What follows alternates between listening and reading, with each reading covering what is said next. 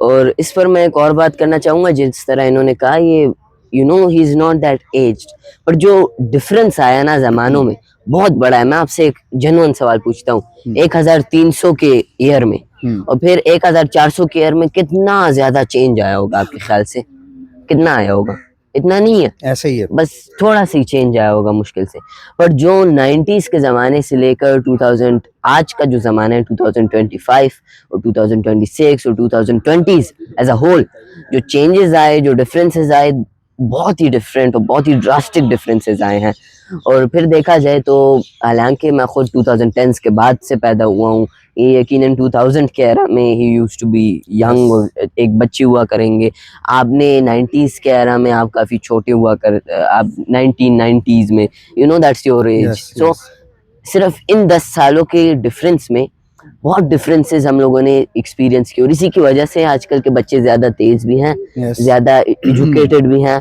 पुराने ज़माने में बच्चों को मौका नहीं मिलता था to talk, to speak and to do this, to do that. और इस एक्ट में हमने यही चीज़ डिस्प्ले भी किया है about how this education system has drastically changed from the 90s to the current era. क्योंकि 90s के बच्चे के पास वो सहूलियात नहीं थी, he didn't have that margin, he didn't have that he didn't have such opportunities, he didn't have such social media नहीं था, AI नहीं था, सीखने के मौके कम थे, डिफरेंट चीजें कम थी। तो आजकल का बच्चा पुराने जमाने के बच्चे से काफी आगे है। एक बच्चा फॉर एग्जांपल जो कि 20 इयर्स की उम्र में ये सीखेगा कि मुझे जॉब चाहिए, मुझे एक करियर बिल्ड करना है, मुझे एक फील्ड बिल्ड करना है।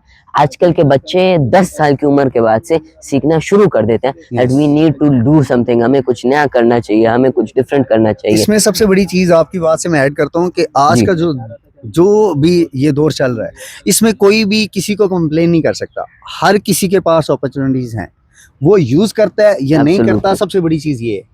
तो इस टाइम के अंदर हर इंसान जो भी मेहनत करेगा, मेहनत का फल तो पहले भी मिलता था, लेकिन आजकल जो सोशल मीडिया का दौर है, सारी चीजें हम जो आप काम कर रहे हैं, आपके पास एक प्लेटफॉर्म है, आप उसको यूज करते हैं तो आप आगे जाने के लिए आपको कोई रोक नहीं सकता। एग्जैक्टली सबसे बड़ी चीज ये है, जिसकी वजह से लोग आगे आने के लिए अब खुद से जब तक कोशिश नहीं करेंगे तो तब तक आपको कोई भी इंसान आके कामयाब तो बना नहीं सकता। एग्जैक्टली तो सबसे बड़ी चीज है कि आपको खुद पहला कदम खुद लेना पड़ेगा, फिर आहिस्ता आहिस्ता आगे रास्ते खुलते जाते हैं। अल्लाह ताला भी आपकी मदद करता है, चीज़ें मिलती जाती हैं, लेकिन आपको हिम्मत खुद नहीं हारनी। आपको लोगों की बातों में नहीं आना कि आप नहीं कर सकते, ये नहीं कर सकते।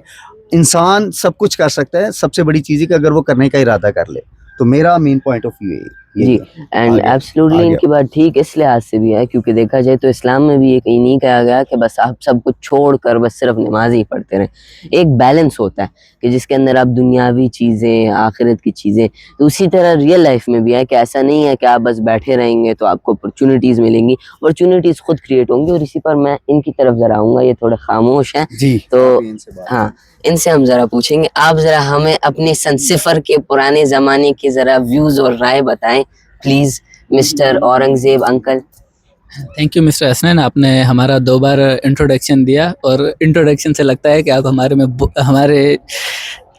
बारे में बहुत कुछ जानते हैं।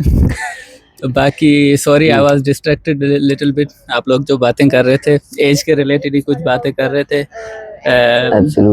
मैं अब मेरी शायद आप डेट ऑफ बर्थ के बारे में कंफ्यूज थे, सो मैं 2001 में पैदा हुआ था। So, आपकी जो परवरिश थी दैट वाज 2010 से। जी एग्जैक्टली बिल्कुल। तो देखिए हम लोगों ने इस पर भी पहले बात की कि एक 2010 का बच्चा जब उस ज़माने में पैदा हो रहा था, फॉर एग्जांपल 2001 में आप पैदा हुए तो 9 साल का बच्चा कुछ ज़्यादा नहीं कर सकता। सो 2010 टू 2020 वो आपकी जवानी का वो ट्रांजिशन था, इफ आई एम राइट। तो उस दौर में जब आप बड़े हो रहे थे, चीज़ें सीख रहे थे, उस वक्त का और आजकल के ज़माने में जो अपॉर्चुनिटीज़ हैं उसके बारे में आप क्या कहेंगे?